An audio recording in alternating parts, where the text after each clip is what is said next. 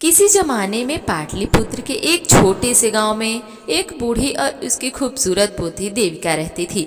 दूर दूर तक देविका के रूप के चर्चे थे और गांव का हर दूसरा आदमी उसे पाना चाहता था। उसके रूप और जवानी से खेलना चाहते थे, पर कोई भी देविका से शादी नहीं करना चाहता था, क्योंकि वो नीच जात की थी। आए दिन कोई न कोई उसकी मजबूरी का फ़ायदा उठाकर उसके साथ हम बिस्तर करने की नापाक कोशिश करता रहता था, पर आज तक कोई कामयाब नहीं हो पाया था। फूल सी देविका रोज अपनी आबरू इन भूखों लोगों से बचाती थी। अपनी दादी का भरण पोषण करती थी। वो रोज जंगली बेर चुनती और उन्हें बाजार में बेचने जाती। देविका को अपनी खूबसूरती का बस इतना फ़ायदा होता था कि उसे निहारने लोग आते थे तो फल भी खरीद लेते थे।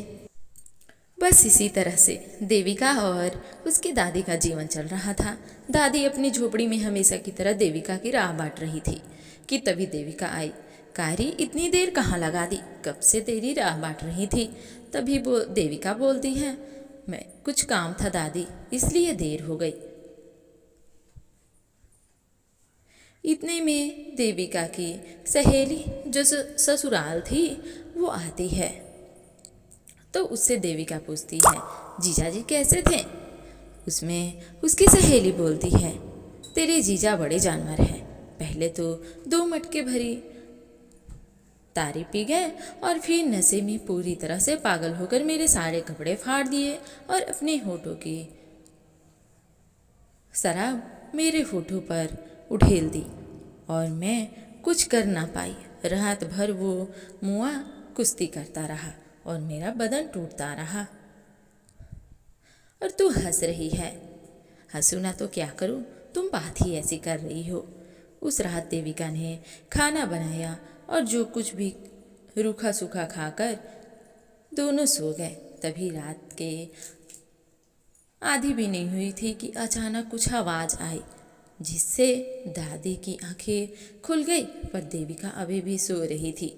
दिन भर कड़ी मेहनत करने के बाद वो काफ़ी गहरी नींद में थी। दादी उठी और दिया उठाकर इधर उधर देखने लगी। तभी उसे अंधेरे में कुछ नजर आया। वहाँ कोई आदमी का आकृति दिख रहा था, जिसे देखकर बुढ़िया डर गई। तभी उस आदमी ने तेजी से बुढ़िया का मुंह दबा दिया। सुन, मैं एक डाकू हूँ और अगर तूने शोर मचाया तो तुझे मार डालूंगा।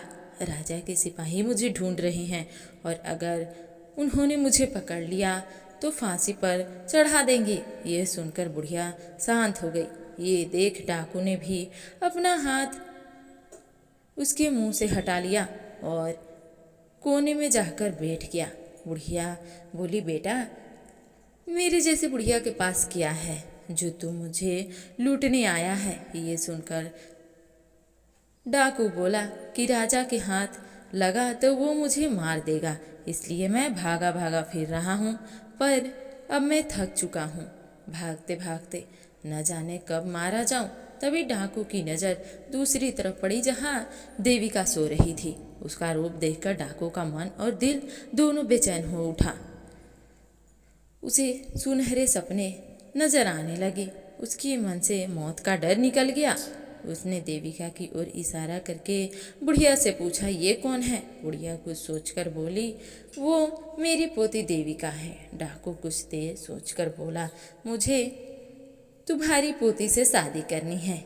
यह सुनकर बुढ़िया के होश उड़ गए और वो रोने लगी कि हमें छोड़ दो, हमने तुम्हारा क्या बिगाड़ा है? मेरी पोती को छोड़ दो। तुम कब मर जाओगे ये कौन जानता है? क्या मेरी पोती की जिंदगी खराब करना चाहते हो? डाकू बोला, मैं जानता हूँ कि मैं मरने वाला हूँ, पर मरने से पहले मैं अपनी जिंदगी की कुछ इच्छाएं पूरा करना चाहता हूँ। यही कारण है कि मैं तुम्हारी पोती से शादी करना चाहता हूँ। तभी बुढ़िया रोते रोते बोली, अगर मैंने अपनी पोती की शादी तुमसे कर दी तो लोग तेरे मरने के बाद मेरी पोती की जिंदगी नरक बना देंगे, फिर उसका क्या होगा? और ये बोलते बोलते वो रोने लगी। डाकू कुछ देर सोचकर बोला, अगर किसी को मालूम होगा तब ना। हम आज ही रात को शादी कर लेंगे और मैंने आज तक जितने भी दौलत लूटा है वो सब तुम दोनों को दे दूंगा। न किसी को पता चलेगा और तुम उन दौलत से अपनी सारी ज़िंदगी मज़े से गुजार सकते हो। सोच लो, एक रात में इतनी दौलत तुम्हें कभी नहीं मिल सकती और कल होते ही मैं मारा जाऊंगा। किसी को कुछ पता भी नहीं चलेगा हमारे बीच में क्या हुआ। बुढ़िया सोच में पड़ गई। एक ही रात में पोती दुल्हन भी बनेगी और विधवा भी, और ऊपर से इतनी सारी दौलत, और किसी को कानों कान खबर भी नहीं होगी। फिर किसी दूसरे गांव में जाकर फिर से अपनी पोती की शादी कर दूंगी। एक लंबी सांस के बाद बुढ़िया बोली, मुझे मंजूर है, पर मुझे पहले दौलत चाहिए, फिर होगी शादी। डाकू मान गया। 2 घंटे बाद काली मंदिर में आने को बोला, वहां से भाग गया। देविका अभी भी नींद में ही थी। दादी उसके पास गई और उसे जगाने लगी। जब देविका जाग गई तो दादी ने सारी बात उसे सुनाई। उसे सुनते ही देविका को रोना आ गया और वो रोने लगी, पर दादी ने उसे अपनी कसम देकर कहा, अगर वो ये शादी नहीं करेगी तो वो अपनी जान ले लेगी। यह सुनकर देविका डर गई और शादी के लिए मान गई। उसी वक्त दादी और देविका आधी रात में काली मंदिर की ओर चल पड़े। डाकू पहले से ही सारा इंतजाम करके बैठा था। जल्द ही शादी शुरू हो गई। डाकू ने सोनों से भरी गठरी बुढ़िया को दे दी और बुढ़िया ने देविका का हाथ डाकू को सौंप दिया। जब शादी की सभी रस्म खत्म हो गई तो डाकू देविका को अपने साथ ले जाने लगा और कहा कि सुबह होते ही पहले उसे काली मंदिर ले आऊँगा।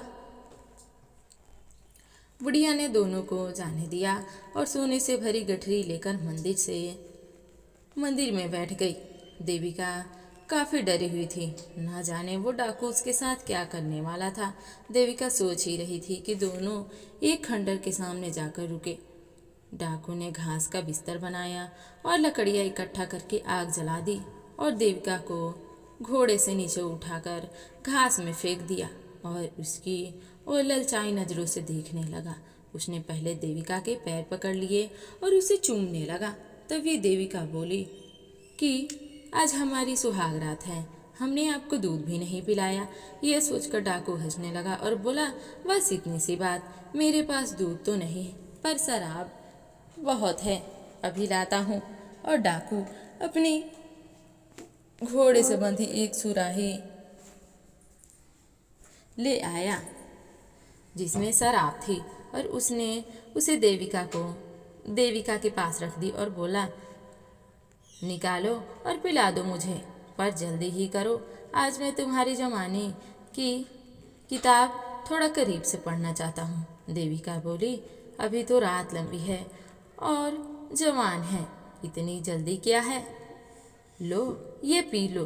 देविका डाकू को शराब पिला ही रही थी कि पीते पीते शराब खत्म हो गई तो डाकू पूरी तरह से पागल हो गया और देविका पर किसी भूखे शेर की तरह झपटने पर देविका वहाँ से हट गई, जिससे डाकू को गुस्सा आ गया और वो देविका को साथ जबरदस्ती करने लगा। तभी अचानक डाकू की आंखों में अंधेरा छा गया और वो ज़मीन पर गिर गया। उसके मुंह से झाग भी निकलने लगा।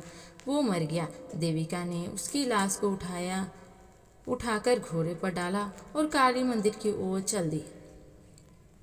जल्द ही देविका मंदिर में पहुंच गई, जहां दादी उसका इंतजार कर रही थी।